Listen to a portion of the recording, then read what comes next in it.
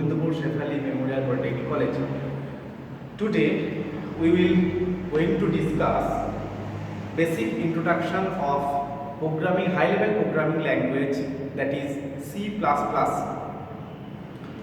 So before going into the C++, at first we need to know what is the requirement of C++.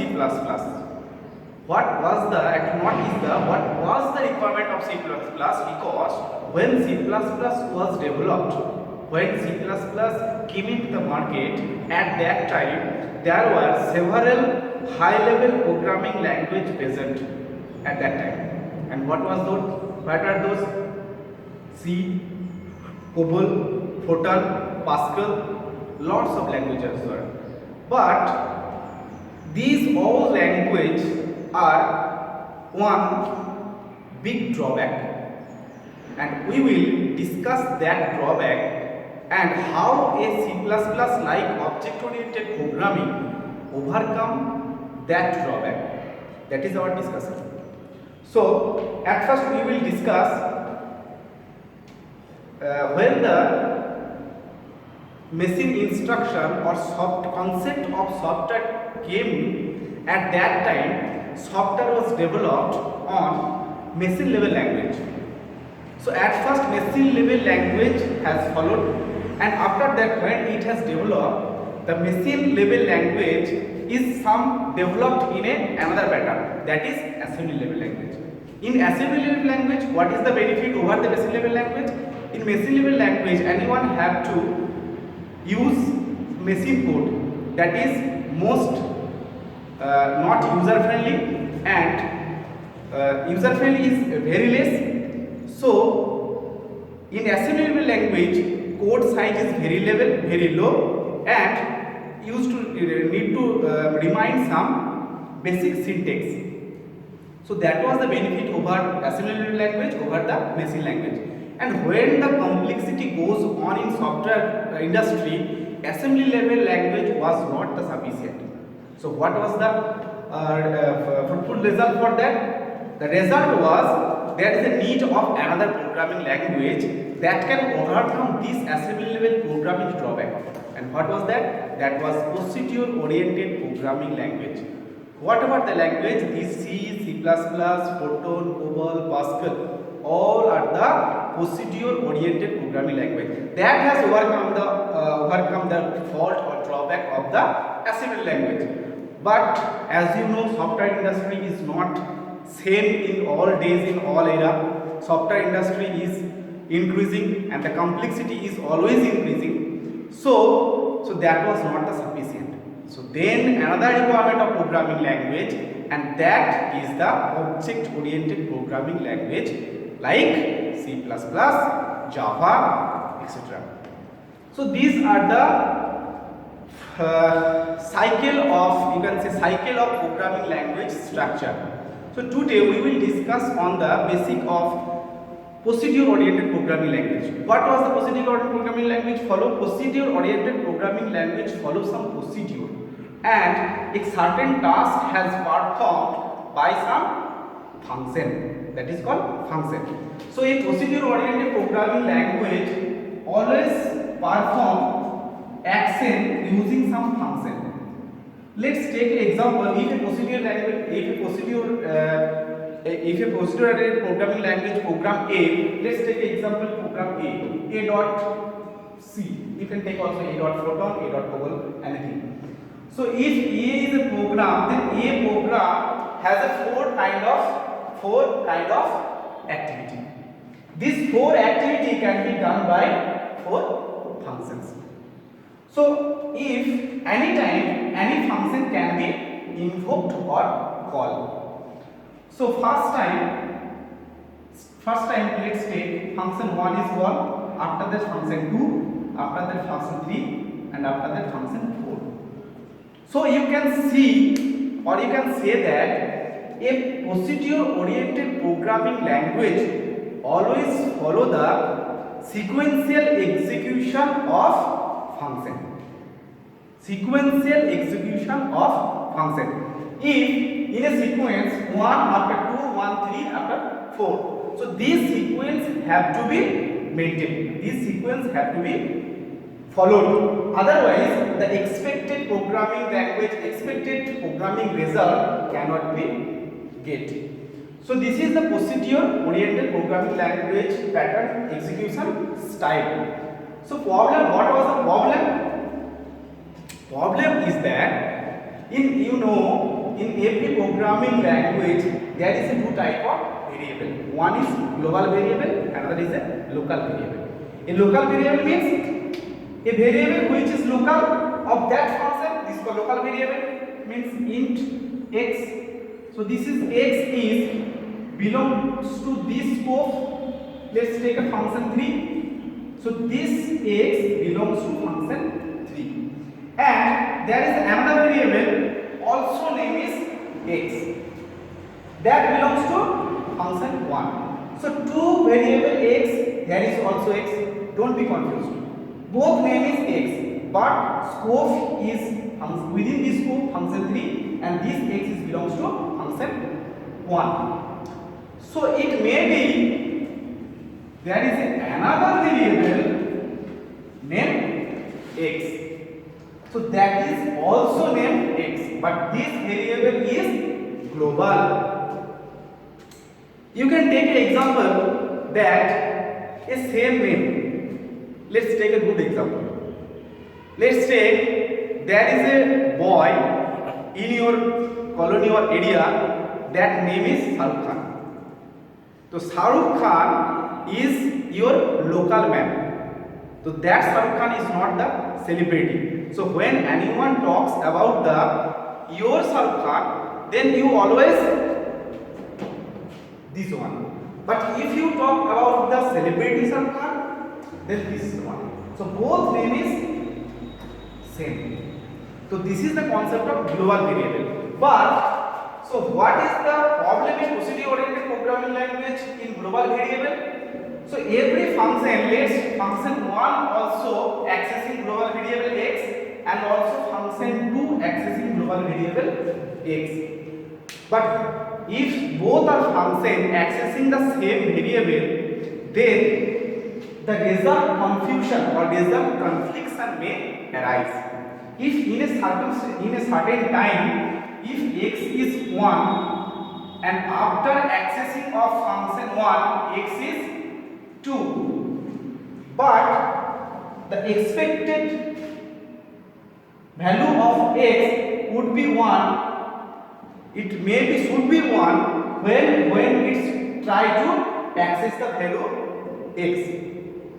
It should be 1, but right now you can see the function 1 has already changed the value of x. So this kind of global variable, this kind of value has changed, this kind of problem may arise in procedure oriented programming language. When you will go through more depth or more, when we get more specific knowledge on object oriented programming language, then you can then that time you will understand more details about this problem. So that was the main problem of procedure oriented programming language. And second, there was a second problem, that is in procedure oriented programming language always focus on activity, always focus on functionality. It does not fully convert a real-time entity to a programming concept. It emphasizes on functionality, mechanism, but it cannot fully implement a real-time entity. So that is the one of the drawback. And another drawback you can say, that is this one, data can flow from one function to another function haphazardly. Data is flowing haphazardly from one function to another function. If you want to get these points a structured way, then you can also follow which book I am following, that is Balagurusamy C++, page number 5 at the beginning study. And the point is a loop procedure oriented programming. Our next topic is Next topic is object oriented programming.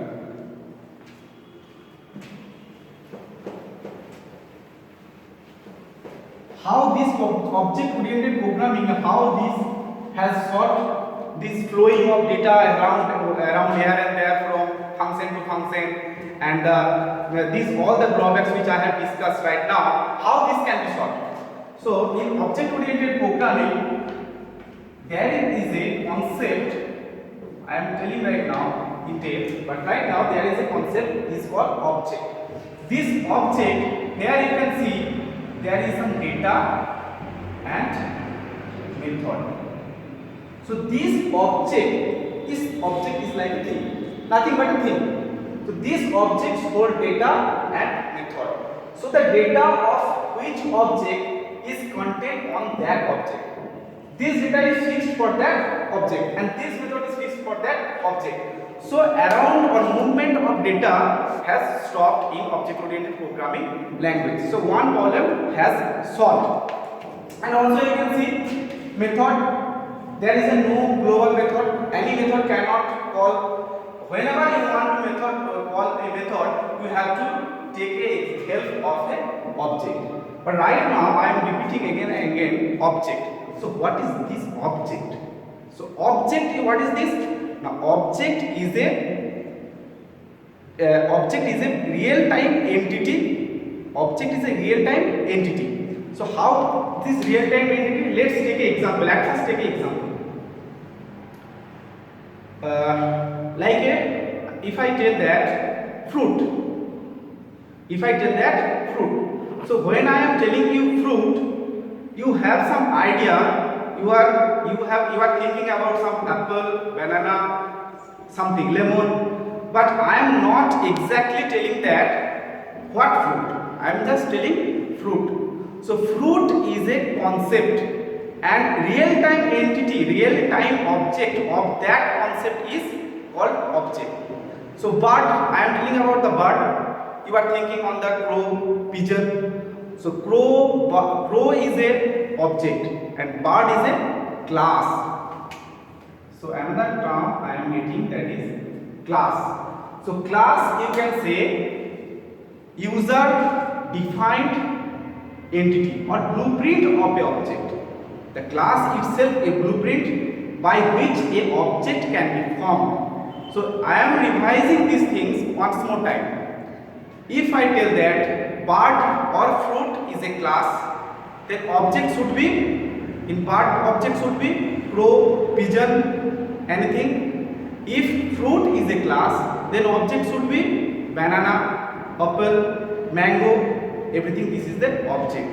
So you can see that a object is nothing but a basic real-time entity, and every entity, mango is a one entity, lemon is one entity, but every entity has a unique property, unique function structure, unique definition. Color, it may be color, it may be shape, it may be sweetness, so anything it may be, but unique and different shape. And also a different object should have same data things, same thing. Both are contents belongs to a fruit class, so there must be a common property would be there. So this is the basic concept of class and object. So what is the class object properties? So in an object oriented programming language, the first property we have got, that is class and object. So in an object oriented programming language, it may be C++, Java, Python, anything. The first one would be class object, means it's 100% will contain class and object. And second one is encapsulation. Third one is inheritance. Fourth one is polymorphism.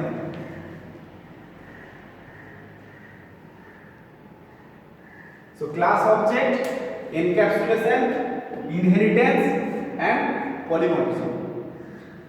So class object has discussed. Second one is encapsulation. Encapsulation is nothing but a encapsulate the wrapping up of data and method.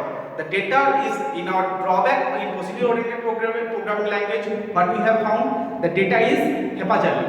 Data is flowing everywhere from function to function. So the data is not structured. So that functionality that is overcome in this property, encapsulation. The data, whatever the data is containing between the object itself. The data part will always contain the object itself. So encapsulate of data and method is called the encapsulation. Next one is inheritance. The same concept, means inheritedly we always got some properties from our parent in our real life. Every child has some properties which can be inherited from his parent. That property means physically or mentally, anything. But some property, everyone inherited some property from our parent. So in this property, which is most important in object-oriented programming language, that every class can be inherited from another class. So using inheritance property, we can derive some methods or data from our parent class. Means if this is a class A and this is class B. So class A has three property. Let's take a generic idea. And class B has two property. So if class B inherit class A, then class B will, there is also two property. Class B will get these three one and also this one is his itself. So class B, ultimately class B has 5 properties. So what is the facility?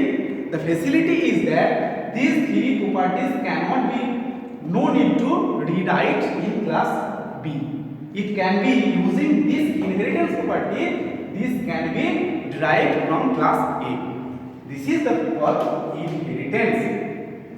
And last, polymorphism. Poly means many. Mono means one, poly means many. So polymorphism. So poly means many and morphism means structure. Those have many structure. In Bengali jar अनेक रूप आचे.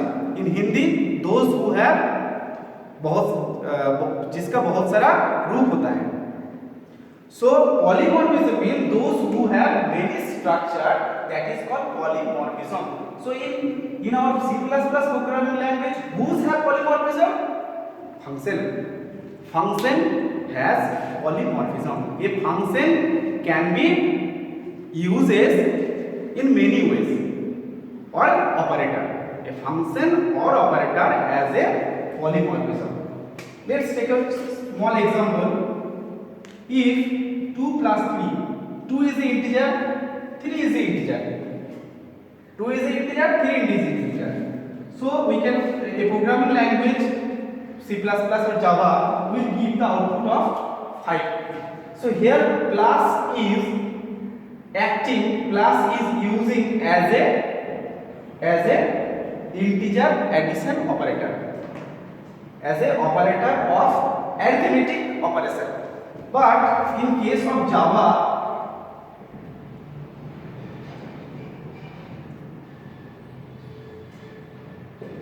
if I write these things, Java is a string, love is a string. We can concat these two strings using plus operator. So in C++ also, this plus operator is now not a arithmetic addition plus. This plus is now acting as a string concatenation operator. So plus is acting polymorphism. polymorphism. So plus is acting two ways. So this is a small example. Whenever you will go through the depth knowledge, when you will get go through the C++ or any programming language like Java, any object-oriented programming language, then this type of operator, this is called overloading. This operator acting on polymorphism example you will get again and again. So also in some method, that method can be used in polymorphism way. So that is the functionality, main functionality, 5 functionalities is of C++.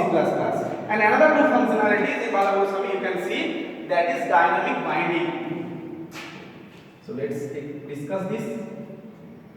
Dynamic binding. So what is this? So at first there is a 2 term, dynamic binding. So dynamic means which is not static. Static means fixed. Dynamic means which is not fixed. So dynamic means that which is not fixed, and binding means to bind something, to link something. So dynamic means a binding to binding to somehow something. So a binding which is not static, dynamic. Dynamic in programming language, whenever you will find the term dynamic, you will always think about the runtime. And whenever you will find the term static, you will means it compile time. So compile time means static and dynamic means runtime. So whenever you run your program, before that you cannot tell that which function is bind to a object, which function is bind to which the object is which function is going to call. So this is a extension features of polymorphism. So in case of polymorphism, dynamic binding is applied. So this is called dynamic binding. And the last one is message passing. I think you know that in C programming also, message passing means passing a message from one function to another function. Means whenever you call a function, you not always, sometimes you pass some parameter. Using this parameter, the function body works and the expected output will generate. So that is here is means message. So whenever you pass some message to a function, the function acts on that message and returns some result. So that is for today, and we will next session we will discuss on the basic starting of C++ and some basic operator, the insertion operator and extortion operator. Using those operator, how we can get some input and bring some output. Thank you.